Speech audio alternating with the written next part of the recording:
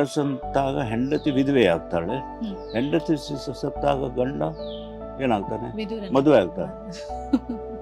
ಜಾತಿ ಅಂತ ಹೇಳಿದ್ರೆ ಕಲ್ಪನೆಯಲ್ಲಿ ಮಾತ್ರ ಇರುವುದು, ಆಕ್ಚುಲಿ ಜಾತಿಯಲ್ಲಿದೆ. ರವಿ ಕಾಣದನ್ನ ಕವಿ ಕಾಣುವ ಅಂತ ಹೇಳ್ತಾರೆ. ಬಹುಶಃ ಇವತ್ತು ನಾನು ಇವ್ರ ಜೊತೆ ಕೂತ್ಕೊಂಡು ಮಾತಾಡ್ತಾ ಇದ್ದೀನಿ ಅನ್ನುವಂಥದ್ದೇ ನನಗೆ ಬಹಳ ಹೆಮ್ಮೆ ತರ್ತಾ ಇದೆ. ಇದು ನಿಜವಾದ ಪದನಿಧಿ ಸರ್ ನೀವು.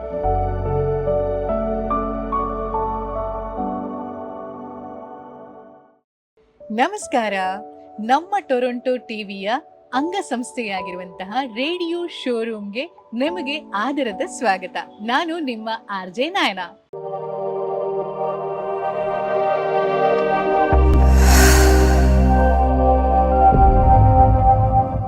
ಎರಡು 2024 ಸಾಲಿನಲ್ಲಿ ಕನ್ನಡ ಹಾಗೂ ಕೊಂಕಣಿ ಸಾಹಿತ್ಯದಲ್ಲಿ ಸಾಹಿತ್ಯ ಮತ್ತು ಸಂಶೋಧನಾ ವಿಭಾಗದಲ್ಲಿ ಕನ್ನಡ ರಾಜ್ಯೋತ್ಸವ ಪ್ರಶಸ್ತಿಯನ್ನ ಪಡೆದಿರುವಂತಹ ಶಿಕ್ಷಣ ತಜ್ಞರು, ಸಾಹಿತಿಗಳು ಹಾಗೆ ಮಮತೆಯ ಗುರುಗಳು ಕೂಡ ಆಗಿರುವಂತಹ ಫಾದರ್ ಪ್ರಶಾಂತ್ ಮಾಡ್ತಾ ಅವರು ನಮ್ಮ ಜೊತೆ ಇದ್ದಾರೆ. ಅವರನ್ನ ನಮ್ಮ ಕಾರ್ಯಕ್ರಮಕ್ಕೆ ಸ್ವಾಗತಿಸುವಂತಹ ಸಮಯ ಇದು.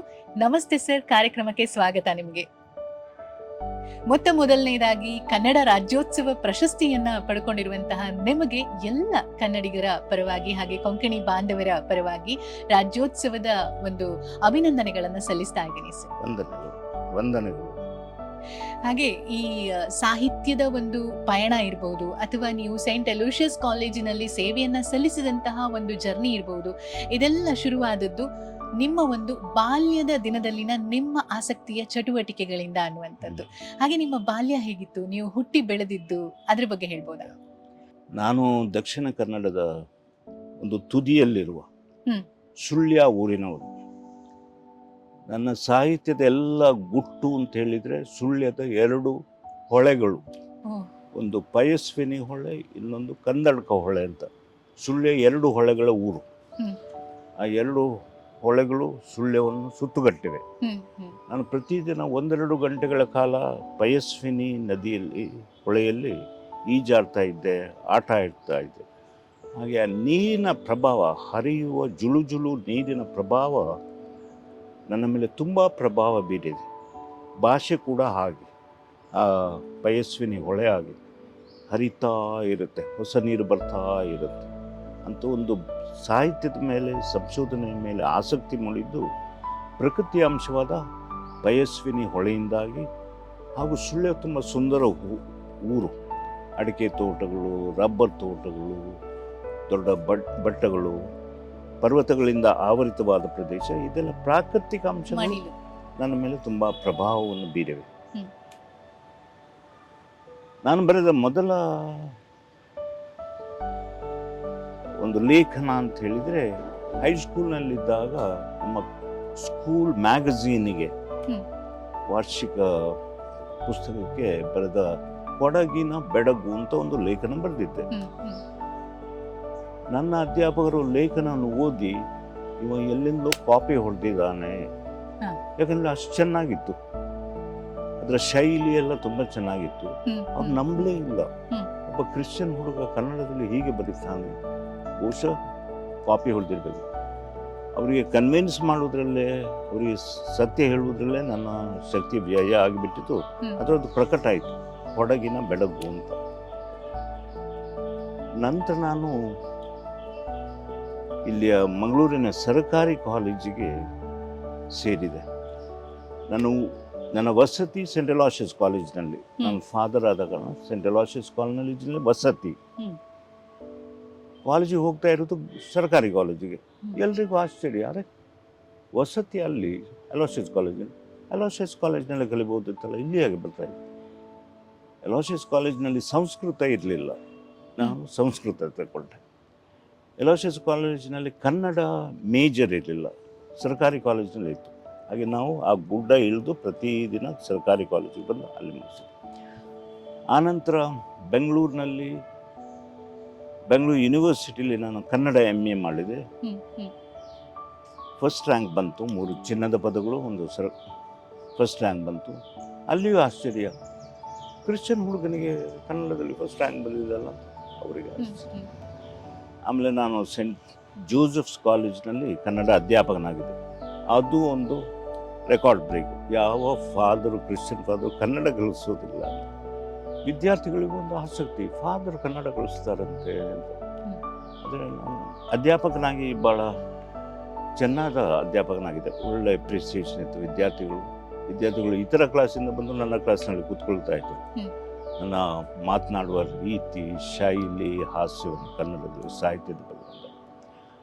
ಆನಂತರ ನಾನು ಮಂಗಳೂರಿಗೆ ಬಂದೆ, ಸೆಂಟ್ ಅಲೋಷಿಯಸ್ ಕಾಲೇಜಿಗೆ ಬಂದೆ. ಒಂದು 25 ವರ್ಷ ಕನ್ನಡ ಕಲಿಸ್ತೇನೆ. ಎಷ್ಟೋ ವಿದ್ಯಾರ್ಥಿಗಳು ನನ್ನ ಕ್ಲಾಸ್ನಲ್ಲಿದ್ದರು, ಕನ್ನಡ ಕ್ಲಾಸ್ನಲ್ಲಿ. ಆಮೇಲೆ 1994ರಲ್ಲಿ ನನ್ನನ್ನು ಪ್ರಾಂಶುಪಾಲರನ್ನಾಗಿ ಮಾಡಿದರು. ಸೆಂಟ್ ಅಲೋಷಿಯಸ್ ಕಾಲೇಜಿನ ಪ್ರಾಂಶುಪಾಲರು. ಒಂದು 10 ವರ್ಷ ಪ್ರಾಂಶುಪಾಲರಾಗಿದ್ದೆ. ಅದೆಲ್ಲ ಮುಗಿಸಿದ ಮೇಲೆ ನಾನೊಂದು ಪುಸ್ತಕ ಬರೆದೆ, ಪ್ರಾಂಶುಪಾಲರ ಅನುಭವಗಳು ಅಂತ. ಬಹಳ ಹಾಸ್ಯಮಯವಾದ ಪುಸ್ತಕ. ವಿದ್ಯಾರ್ಥಿಗಳೊಂದಿಗೆ ಹೇಗೆ ಒಡನಾಡಿಯಾಗಿ ನಾನು ಸಮಯ ಕಳೆದೆ, ಅವರಿಗೆ ಹೇಗೆ ಪಾಠ ಮಾಡಿದೆ, ಆಮೇಲೆ ತಿಕ್ಕಾಟ, ಕ್ಲಾಸ್ನಲ್ಲಿ ತಿಕ್ಕಾಟ, ಶಿಸ್ತು, ಇದರೆಲ್ಲ ಬಗ್ಗೆ ನಾನು ಪುಸ್ತಕ ಬರೆದೆ. ಪ್ರಾಂಶುಪಾಲನ ಅನುಭವಗಳು, ಪ್ರಾಂಶುಪಾಲ ಅಂತ. ಈ ಲೋಕದಲ್ಲಿ ತುಂಬ ಸಂತೋಷವಾಗಿರಬೇಕಾದ್ರೆ ಯಾವ ಸಂದರ್ಭ, ಯಾವ ಪರಿಸರ ಇರಬೇಕು ಅಂತ ಹೇಳಿದ್ರೆ ಕಾಲೇಜು ವಿದ್ಯಾರ್ಥಿಗಳೊಡನೆ ಕಳೆದ ಸಮಯಕ್ಕಿಂತಲೂ ಹೆಚ್ಚು ಸಂತೋಷಗಳು ಇತರ ಯಾವ ಪರಿಸರವೂ ಇಲ್ಲ. ಕಾಲೇಜು ವಿದ್ಯಾರ್ಥಿಗಳು ತುಂಬ ಹಾಸ್ಯ ಪ್ರವೃತ್ತಿಯವರು, ತುಂಬ ಓಪನ್ ಮೈಂಡೆಡ್. ಅವರ ಪೋಖ್ರಿತನ, ಅಶಿಸ್ತು, ಅದೆಲ್ಲ ಬೆಳವಣಿಗೆಯ ಹಂತಗಳು. ಹಾಗೆ ನನ್ನ ತುಂಬ ಸಂತೋಷದ, ಆನಂದದ ಸಮಯ ಅಂತೇಳಿದರೆ ಕಾಲೇಜಿನ ಪ್ರಾಂಶುಪಾಲನಾಗಿದ್ದಾಗ ಅದರ ಬಗ್ಗೆ ನಾನು ಆ ಪುಸ್ತಕವನ್ನು ಬರೆದಿದ್ದೆ. ಆ ಸಮಯದಲ್ಲೇ ನಾನು ಇತರ ಪುಸ್ತಕಗಳನ್ನು ಬರೆದಾಗಿತ್ತು. ಇಷ್ಟು ಪುಸ್ತಕ, 16ನೇ ಶತಮಾನದ 2 ಪುಸ್ತಕಗಳನ್ನು. ಅದು ಧ್ಯಾನದ ಬಗ್ಗೆ, ಲ್ಯಾಟಿನ್ ಭಾಷೆಯಿಂದ ಕನ್ನಡಕ್ಕೆ ಭಾಷಾಂತರಿಸಿದ 2 ಪುಸ್ತಕಗಳಲ್ಲಿದೆ. ಒಂದು ಕ್ಲೌಡ್ ಆಫ್ ಅನ್ನೋಯಿಂಗ್, ಇನ್ನೊಂದು ಇಮಿಟೇಷನ್ ಆಫ್ ಕ್ರೈಸ್ಟ್ ಅಂತ, ಕ್ರೈಸ್ತ ಧರ್ಮದ ಬಗ್ಗೆ. ಅದು ಪ್ರಕಟ, ಅದನ್ನು ಕ್ರೈಸ್ಟ್ ಕಾಲೇಜ್ ಬೆಂಗಳೂರಿನವರು ಪ್ರಕಟ ಮಾಡಿದರು ಆ ಪುಸ್ತಕವನ್ನು. ಸುಮಾರು 20 ವರ್ಷಗಳ ಕಾಲ ಈ ಪದನಿಧಿ, ಇದಕ್ಕೆ 20 ವರ್ಷಗಳ ಕಾಲ ನಾನು ಸಮಯವನ್ನು ವ್ಯಯಿಸಿದ್ದೇನೆ. ಈ ಪುಸ್ತಕದ ಬಗ್ಗೆ ನಾನು ಹೇಳಲೇಬೇಕು. ಕನ್ನಡದ ಮೊದಲ ಒಂದು ಶಬ್ದಕೋಶ ಅಂತ ಹೇಳಿದ್ರೆ ಅದು ಪದನಿಧಿ ಅನ್ನುವಂಥದ್ದು. ಆಧುನಿಕ ಸಾಹಿತ್ಯದಲ್ಲಿ ಪ್ರಶಾಂತ್ ಮಾಡ್ತಾ ಅವರು ಸಂಪಾದಿಸಿರುವಂತಹ ಪದನಿಧಿ. ಸರಿ, ಈ ಪದನಿಧಿ ಐಡಿಯಾ ಹೇಗೆ ಬಂತು? ಈ ಪುಸ್ತಕದ ಬಗೆಗಿನ ಒಂದು ಕೆಲಸ ಹೇಗಿತ್ತು, ಅದ್ರ ಬಗ್ಗೆ ಹೇಳ್ಬೋದಾ? ಒಂದು ಭಾಷೆಯ ಸಂಪತ್ತನ್ನು, ಒಂದು ಭಾಷೆಯ ವೈಯಾರವನ್ನು, ವೈಭವವನ್ನು ಅರ್ಥ ಮಾಡಿಕೊಳ್ಬೇಕಾದ್ರೆ, ಕಾಣಬೇಕಾದ್ರೆ ಪದನಿಧಿ ಅಥವಾ ಇಂಗ್ಲಿಷ್ನಲ್ಲಿ ಥೆಸಾರಸ್ ಅಂತ ಹೇಳ್ತಾರೆ, ಟ್ರೆಜರ್. ಪದ ಭಾಷೆಯ ಟ್ರೆಜರ್. ಯಾಕೆಂತ ಹೇಳಿದ್ರೆ ಈ ಲೋಕದಲ್ಲಿರುವುದು ಪದಗಳಿಲ್ಲದೆ ಇಲ್ಲಿ ಬದುಕುವಂತಿಲ್ಲ. ಪ್ರತಿಯೊಂದಕ್ಕೂ ನಾವು ಗುರುತಿಸುವುದು ಪದಗಳ ಮೂಲಕ. ಮರ, ಗಿಡ, ಹಕ್ಕಿ, ಬಳ್ಳಿ, ಪದಗಳೊಟ್ಟಿಗೆ ಆಟ ಆಡೋದು, ಪದಗಳೊಂದಿಗೆ ಚಕ್ಕಂದ ಮಾಡುವುದು ತುಂಬ ಖುಷಿ ಕೊಡುವ ವಿಷಯ. ಹೊಸ ಪದಗಳು, ಹೊಸ ಪಡೆನುಡಿಗಳು. ಅದಕ್ಕಾಗಿ 20 ವರ್ಷಗಳ ಕಾಲ ಈ ಕಡೆ ಪ್ರಾಂಶುಪಾಲನಾಗಿ ಕೆಲಸ ಮಾಡೋದು, ರಜಾ ಸಮಯಗಳಲ್ಲಿ ಪದಗಳನ್ನು ಸಂಗ್ರಹಿಸೋದು. ಎಲ್ಲ ಡಿಕ್ಷನರಿಗಳಿಂದ, ಎಷ್ಟೋ ಡಿಕ್ಷನರಿಗಳಿಂದ ಪದಗಳನ್ನು ಸಂಗ್ರಹಿಸಿ, ಪ್ರತಿದಿನ ಪೇಪರ್ನಲ್ಲಿ ಹೊಸ ಪದಗಳು ಬರ್ತವೆ. ಅದನ್ನೆಲ್ಲ ಸಂಗ್ರಹಿಸಿ ಅದನ್ನು ಒಂದು ರೀತಿಯಲ್ಲಿ ವರ್ಗೀಕರಣಗೊಳಿಸಿ ಕ್ಯಾಟಗರೀಸ್ಗಳನ್ನು ಮಾಡಿ. ಇದನ್ನು ಎಲ್ಲರೂ ಮಾಡುವಂತಿಲ್ಲ. ತತ್ವಶಾಸ್ತ್ರದ ಬ್ಯಾಕ್ಗ್ರೌಂಡ್ ಇದ್ದರೆ, ಹಿನ್ನೆಲೆ ಇದ್ದವರು ಮಾತ್ರ ಇದನ್ನು ಮಾಡ್ಬೋದು. ಯಾಕಂತೇಳಿದ್ರೆ ಪದಗಳನ್ನು ವರ್ಗೀಕರಿಸುವುದೆಲ್ಲ ತಾತ್ವಿಕವಾಗಿ ವಿಂಗಡಿಸುವುದು. ಈಗ ಜೀವ ಅಂತ ಮೊದಲು ಕ್ಯಾಟಗರಿ ಬಂದರೆ ಎಲ್ಲ ಪದಗಳು ಜೀವದ ಬಗ್ಗೆ. ನಂತರ ಬರುವಂಥದ್ದು ಮರಣ, ಆ ನಂತರ ವಿಧಿವಿಧಾನಗಳು ಮರಣದ ನಂತರ. ಹಾಗೆ ಈ ಪದ ಅದರ ಆಪೋಸಿಟ್ ಪದ ಹೀಗೆ ನಡೀತಾ ಇದೆ. ಉದಾಹರಣೆಗೆ ಮಂಗಳೂರಿನಲ್ಲಿ ಎಷ್ಟು ಮಳೆ ಬರ್ತಾ ಇರುತ್ತೆ, ಆದರೆ ಎಷ್ಟು ರೀತಿಯ ಮಳೆ ಇದೆ. ನಾನು ಅದರಲ್ಲಿ ಇಲ್ಲಿ 100 ಬಗೆಯ ಮಳೆಗಳನ್ನು ನಾನು ಪಟ್ಟಿ ಮಾಡಿದ್ದೇನೆ. ಉದಾಹರಣೆಗೆ ಓದಿ ಹೇಳ್ತೇನೆ ನಾನು. ಕೆಲವು ಮಂಗಳೂರಿನ ಮಳೆಗಳು ಮಳೆ ಅದೇ, ಆದರೆ ವಿವಿಧ ರೀತಿ ಮಳೆ ಬರುವ ವೈಖರಿಯ ರೀತಿಗಳು ಬೇರೆ ಇದೆ. ಅಂಟು ಮಳೆ, ಅಡ್ಡ ಮಳೆ, ಅಣ್ಣ ತಮ್ಮನ ಮಳೆ, ಅತಿ ಭಾರಿ ಮಳೆ, ಆಮ್ಲೀಯ ಮಳೆ, ಅರಳ ಮಳೆ, ಆಸು ಮಳೆ, ಆಟಿ ಮಳೆ, ಆಡುಹನಿ ಮಳೆ, ಆಣೆಕಲ್ಲು ಮಳೆ, ಅನ್ಕಲ್ ಜೇನ್ಕಲ್ ಮಳೆ, ಹರಿದ್ರೆ ಮಳೆ, ಅಶ್ಲೇಷ ಮಳೆ, ಆಷಾಢ ಮಳೆ, ಆಸಾರ ಮಳೆ, ಇಂಜಾನ ಮಳೆ, ಇರಚಲು ಮಳೆ, ಉತ್ತರ ಹುಲಿ ಮಳೆ, ಉತ್ತರಾಷಾಢ ಮಳೆ, ಉಧೋ ಮಳೆ, ಉಳುಕಂ ಮಳೆ, ಊರಗೆಡ್ಡಿ ಮಳೆ, ಎಂಡಿ ಕರಗುವ ಮಳೆ, ಒಣಕಿದಾರಿ ಮಳೆ. ಇವೆಲ್ಲ ಇಲ್ಲಿಯ ಹಾಗೂ ಉತ್ತರ ಕರ್ನಾಟಕದ ಮಳೆಯನ್ನು ನೋಡಿ ಆ ಜನರು ಆ ಮಳೆಯ ಆಟವನ್ನು ನೋಡಿ ಆ ವಯ್ಯಾರವನ್ನು ನೋಡಿ ಒಂದೊಂದು ಪದಗಳನ್ನು ಕೊಟ್ಟರು. ಈಗ ನಾನು 100 ಪದಗಳನ್ನು ಸಂಗ್ರಹಿಸಿದ್ದೇನೆ ಇಂಥ ಮಳೆಯ ಬಗ್ಗೆ. ನಾವೀಗ ಸಾವು ಬರ್ತಿದೆ, ನಾನು ನೋಡುವಂಥದ್ದು ಕೇಳುವಂಥದ್ದು ಸಾವು.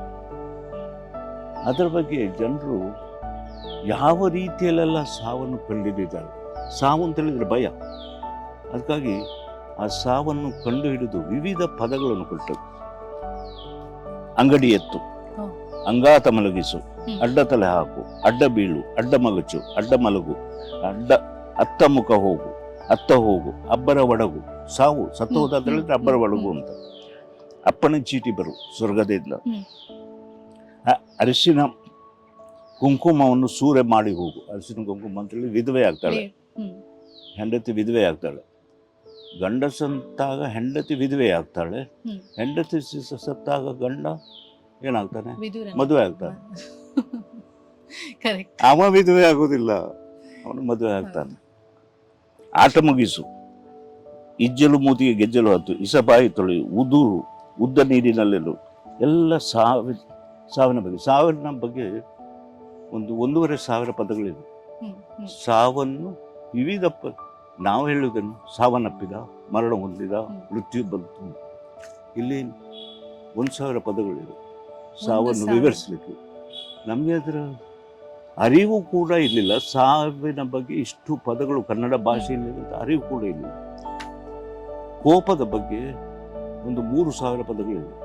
ಕೋಪ ಅಂತ ಹೇಳುದು, ಹೇಗೆ ಕೋಪ ಬಂತು, ಅದು ಈ ಪದನಿಧಿಯ ಸಂಪತ್ತು, ಪದ ಸಂಪತ್ತು. ಬಹುಶಃ ಇದು ಬೇರೆಲ್ಲೂ ಕೂಡ ಸಿಗ್ಲಿಕ್ಕಿಲ್ಲ. ಇಂಗ್ಲಿಷ್ ನಲ್ಲಿ ಕೂಡ ಇಷ್ಟು ಪದಗಳಿಲ್ಲ. ಇಲ್ಲ, ನಾನೇ ಮೊದಲನೇ ಬಾರಿಗೆ ಇಷ್ಟೊಂದು ಪದಗಳು, 1,000 ಪದಗಳು ಅಂತಂದ್ರೆ ರವಿ ಕಾಣದನ್ನ ಕವಿ ಕಾಣುವ ಅಂತ ಹೇಳ್ತಾರೆ. ಬಹುಶಃ ಇವತ್ತು ನಾನು ಇವ್ರ ಜೊತೆ ಕೂತ್ಕೊಂಡು ಮಾತಾಡ್ತಾ ಇದ್ದೀನಿ ಅನ್ನುವಂಥದ್ದೇ ನನಗೆ ಬಹಳ ಹೆಮ್ಮೆ ತರ್ತಾ ಇದೆ. ಇದು ನಿಜವಾದ ಪದನಿಧಿ ಸರ್ ನೀವು. ಅಂದ್ರೆ ಜನರಿಗೆ ಹೆಮ್ಮೆ ಮೂಡಬೇಕು, ಕನ್ನಡದಲ್ಲಿ ಇಷ್ಟು ಪದಗಳಿವೆ, ಪದ ಸಂಪತ್ತು, ಭಾಷೆಯ ಶ್ರೀಮಂತಿಕೆ ನೋಡಿ. ಶ್ರೀಮಂತಿಕೆ, ಪದ ಸಂಪತ್ತು ಎಲ್ಲಿ ಸಿಗುತ್ತೆ? ಇದನ್ನು ನೋಡುವಾಗ ಹೆಮ್ಮೆ ಪಡಬೇಕು. ಇಷ್ಟು ಇಂಗ್ಲಿಷ್ನಲ್ಲಿ ಕೂಡ ಇಲ್ಲ, ಸಾವಿಗೆ ಇಷ್ಟು ಪದಗಳು ಇಲ್ಲ. ನಾನು ಎಲ್ಲವನ್ನು ಆರಿಸಿ ಅದನ್ನು ಒಟ್ಟಿಗೆ ತಂದಿದ್ದೇನೆ.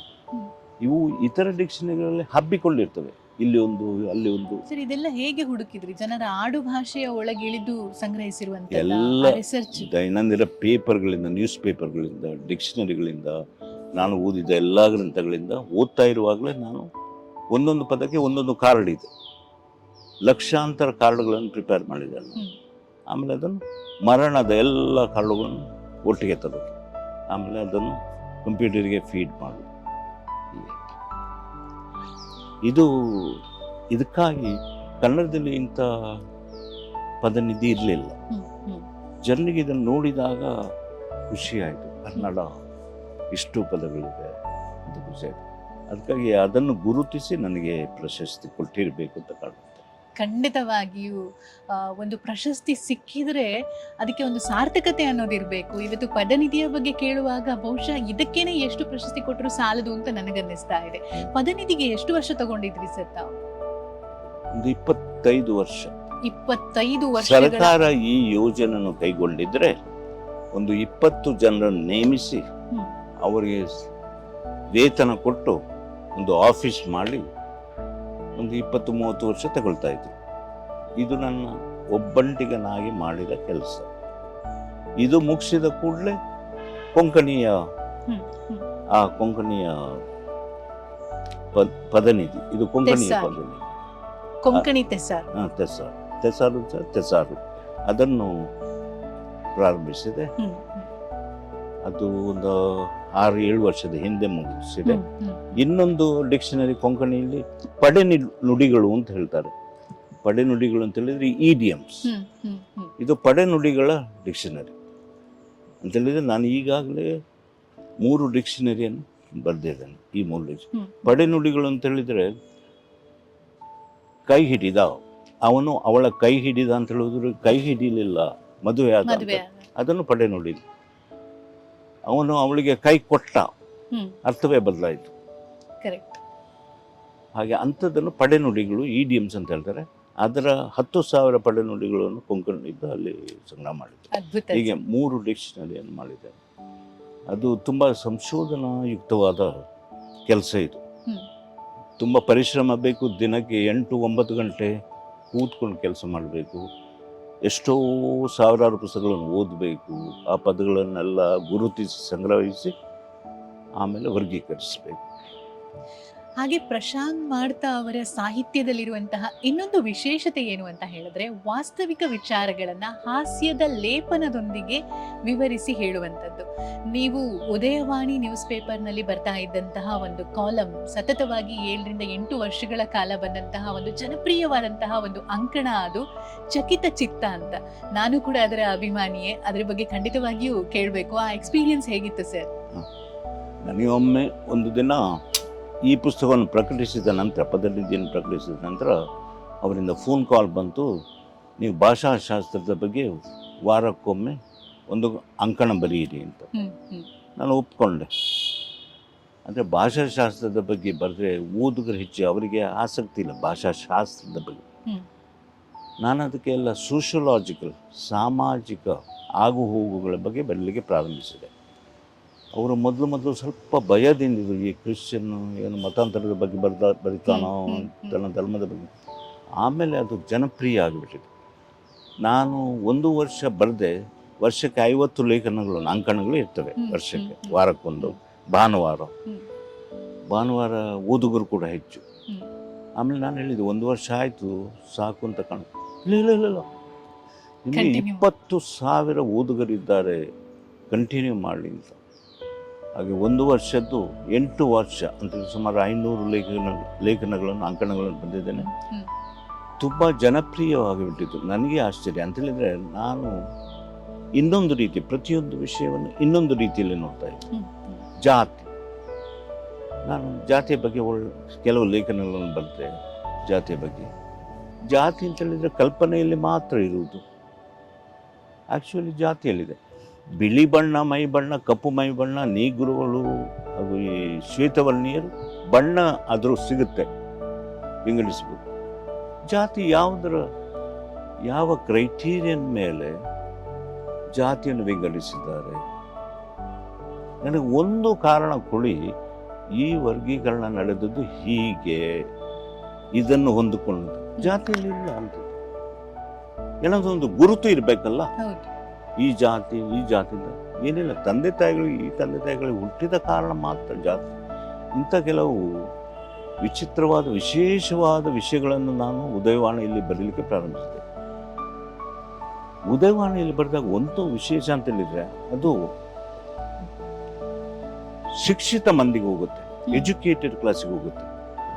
ಅವರಿಗೆ ಅದು ಮೆದುಳಿಗೆ ಚಿವುಟಿದಂತೆ ಹೊಸ ಐಡಿಯಾಗಳನ್ನು ಕೊಟ್ಟಾಗ, ಇದಲ್ಲ ಇದು ಅಂತ ಭಾಳ ಖುಷಿ ಕೊಡ್ತಾಯಿತ್ತು. ಅದಕ್ಕಾಗಿ 20,000 ಓದುಗರು ನನ್ನ ಲೇಖನ ಪ್ರತಿ ಭಾನುವಾರ ಓದ್ತಾ ಇದ್ರು.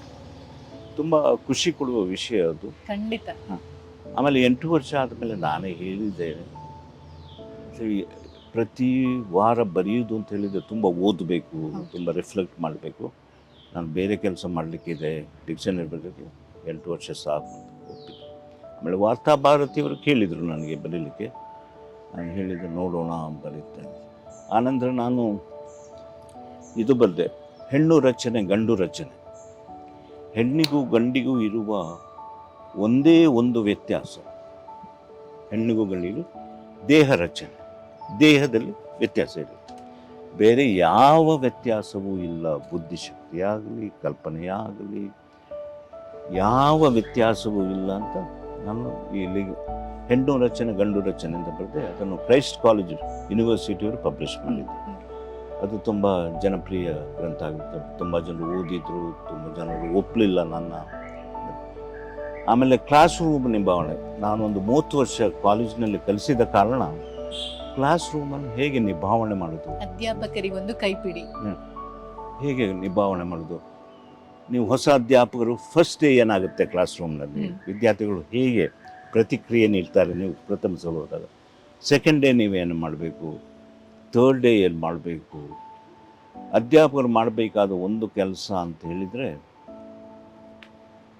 ಕೆಲವು ವಿದ್ಯಾರ್ಥಿಗಳು ಗಣಿತ ತುಂಬ ಕಷ್ಟ, ಇಂಗ್ಲೀಷ್ ತುಂಬ ಕಷ್ಟ ಅಂತ ನಾನು ನಾಳೆ ಕಲಿತೇನೆ ಇದನ್ನು ಅಂತ ಬದಿಗಿಡ್ತಾರೆ ಪುಸ್ತಕ. ಅಂಥ ವಿದ್ಯಾರ್ಥಿಗಳಿಗೆ ಹೇಗೆ ನಾವು ಚೆನ್ನಾಗಿ ಕಲಿಯುವಂತೆ ಮಾಡ್ಬೋದು, ಅವರಲ್ಲಿ ಆಸಕ್ತಿಯನ್ನು ಮೂಡಿಸ್ಬೇಕು ಅಂತ ಹೇಳಿದರೆ, ಗಣಿತ ಕಷ್ಟ, ತುಂಬ ಕಷ್ಟ ಇದೆ. ಆ ವಿದ್ಯಾರ್ಥಿ ಹೀಗೆ ಮರ್ಚಿ ನೋಡೋಣ, ಕಷ್ಟ ಇದೆ, ನಾನು ಪ್ರಯತ್ನಿಸ್ತೇನೆ ಅಂಥ ಒಂದು ಮನೋಭಾವವನ್ನು ಹುಟ್ಟಿಸಿದರೆ ಸಾಕು ವಿದ್ಯಾರ್ಥಿಗಳಲ್ಲಿ. ಖಂಡಿತ ನೋಡೋಣ ಅಂತ ಒಂದು ಚಾಲೆಂಜ್ ಮನೋಭಾವ, ಸವಾಲನ್ನಾಗಿ ಸ್ವೀಕರಿಸಿ ಅಂಥದ್ದನ್ನು ನಾನು ಏನು ಮಾಡ್ಬೋದು, ವಿದ್ಯಾರ್ಥಿಗಳಿಗೆ ಹೇಗೆ ಅಂಥ ಒಂದು ಸೃಜನಾತ್ಮಕ ಚಿಂತನೆಯನ್ನು ಬೆಳೆಸ್ಬೋದು ಅಂತ ಆ ಪುಸ್ತಕದಲ್ಲಿ, ಅದನ್ನು ಕನ್ನಡದಲ್ಲೂ ಬರೆದೆ, ಇಂಗ್ಲೀಷ್ನಲ್ಲೂ ಬರೆದೆ. ಆಮೇಲೆ ನಾನು ಸೆಂಟ್ ಅಲಾಸಿಸ್ ಕಾಲೇಜಿನಲ್ಲಿ 30 ವರ್ಷ ಇದ್ದ ಕಾರಣ ರಿಟೈರ್ಡ್ ಆದ ಕೂಡಲೇ ಚರಿತ್ರೆಯನ್ನು ಬರೆದೆ. ಸೆಂಟ್ ಅಲಾಸಿಸ್ ಕಾಲೇಜ್ ಚರಿತ್ರೆ 1880ರಿಂದ ಶಾಲೆ ಪ್ರಾರಂಭ ಆದ್ದು, ಸೆಂಟ್ ಅಲಾಸಿಸ್ ಪ್ರಾರಂಭ ಆದ್ದು ಕುಡಿಯಾಲ್ ಬೈಲಿ, ಈಗ ಕರ್ನಾಟಕ ಬ್ಯಾಂಕ್ ಇರುವ ಕಡೆ, ಏನೋಪೈ ಹಾಸ್ಪಿಟಲ್ನ ಆ ಕಡೆ, ಅಲ್ಲಿ ಒಂದು ಬಂಗಲೆಯಲ್ಲಿ ಪ್ರಾರಂಭವಾಯಿತು. ಅಲ್ಲಿಂದ ಪ್ರಾರಂಭವಾಗಿ 125 ವರ್ಷಗಳ ಚರಿತ್ರೆಯನ್ನು ನಾನು ಓದಿ ಸಂಗ್ರಹಿಸಿ ಎಲ್ಲ ಬರೆದೆ. ಭಾಳ ತುಂಬ ಆಸಕ್ತಿ ಮೂಡುವಂಥ ಕೆಲಸ ಅದು, ಹಿಸ್ಟ್ರಿ ಆಫ್ ಸೆಂಟ್ ಅಲಾಸಿಸ್ ಕಾಲೇಜ್. ಅದರ 1889ರಲ್ಲಿ ಜಾಯಿನ್ ಆದ ವಿದ್ಯಾರ್ಥಿಗಳ ಪ್ರತಿಯೊಬ್ಬ ವಿದ್ಯಾರ್ಥಿಗಳ ಹೆಸರಲ್ಲಿದೆ. 81 ಎಲ್ಲ ವಿದ್ಯಾರ್ಥಿಗಳು ಅಲ್ಲಿ ಅವರ ಚಟುವಟಿಕೆಗಳು. ಆ ಕಾಲದ ಫಸ್ಟ್ ಟೈಮ್ ಫುಟ್ಬಾಲ್ ಪ್ರಾರಂಭ ಆದ ಸೆಂಟ್ ಅಲಾಸಿಸ್, ಹಾಕಿ ಪ್ರಾರಂಭ ಆದ ಅಲ್ಲಿ ಎಲ್ಲ ಆಟೋಟ ಸ್ಪರ್ಧೆಗಳು, ಅದನ್ನೆಲ್ಲ ಬರೆದಿದ್ದೇನೆ. ಈಗ ನಾನು ಒಂದು ಕೊಂಕಣಿ ಪದನಿಧಿಯನ್ನು ಸಿದ್ಧಪಡಿಸ್ತಾ ಇದ್ದೇನೆ. ಕೊಂಕಣಿ ಸಾಹಿತ್ಯ ಪರಿಷತ್ನವರು ನಮಗೆ ನನ್ನ ಹತ್ರ ಹೇಳಿದರು, ಒಂದು ಸಿದ್ಧಪಡಿಸಿ 1000 ಪುಟದ್ದು ಸಿದ್ಧಪಡಿಸ್ತಾ ಇದ್ದೇನೆ. ಅದು ಈಗ ಕೈಗೊಂಡಿದ್ದೇನೆ ಆ ಕೆಲಸ. ಸಾಹಿತ್ಯ ಸಮಾಜವನ್ನ ಬದಲಿಸುವಂತಹ ಶಕ್ತಿ ಅಂತ ಹೇಳ್ತಾರೆ, ಆದರೆ ಅದನ್ನ ಪರಿಣಾಮಕಾರಿಯಾಗಿ ಬಳಸಿಕೊಳ್ಳುವಂತಹ ಸಾಹಿತಿಗಳು ಕೆಲವು ಮಂದಿ. ಅದರಲ್ಲಿ ಅಪರೂಪದ ಸಾಹಿತಿ ಅಂತ ಹೇಳ್ಬೋದು ಪ್ರಶಾಂತ್ ಮಾರ್ತಾ ಸರ್. ಯಾವಾಗಲೂ ಶಿಸ್ತು, ಕಾಲೇಜು ವಯಸ್ಸಿನಲ್ಲಿ ಶಿಸ್ತು ಭಾಳ ಕಷ್ಟ ಅಧ್ಯಾಪಕರಿಗೆಲ್ಲ. ನಾನೇನು ಮಾಡಿದೆ, ಕ್ಲಾಸ್ ಗೈಡ್ ಸಿಸ್ಟಮ್ ಅಂತ ಮಾಡಿ ಪ್ರತಿಯೊಬ್ಬ ಅಧ್ಯಾಪಕನಿಗೆ 50 ವಿದ್ಯಾರ್ಥಿಗಳು ಒಟ್ಟಿಗೆ ಕೆಲಸ ಮಾಡಿದಾಗ ಅಶಿಸ್ತಿರುವುದಿಲ್ಲ. ಅಧ್ಯಾಪಕ ವಿದ್ಯಾರ್ಥಿಗಳ ನಡುವಿನ ಸುಮಧುರ ಬಾಂಧವ್ಯ, ಸ್ನೇಹಮಯ ಬಾಂಧವ್ಯ ಅಂತಂದರೆ ಅದರಿಂದ ಕಾಲೇಜಿನ ರೂಪವೇ ಬದಲಾಗಿ ಬಿಟ್ಟಿದೆ.